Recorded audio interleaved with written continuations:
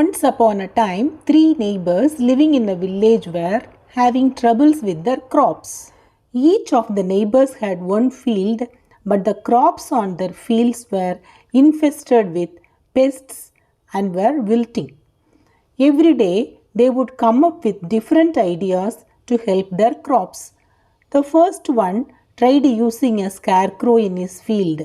The second one used pesticides, and the third built a fence on his field, but no use at all.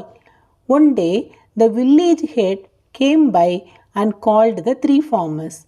He gave them each a stick and asked them to break it. The farmers could break them easily.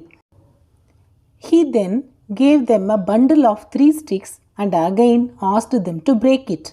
This time, the farmers struggled to break the sticks. The village head said, "Together you are stronger. Work together instead of doing alone." The farmers understood what the village head was saying. They pooled their resources and got rid of the pests from their fields. Moral of the story is unity is strength. Stay blessed, everyone. Thank you.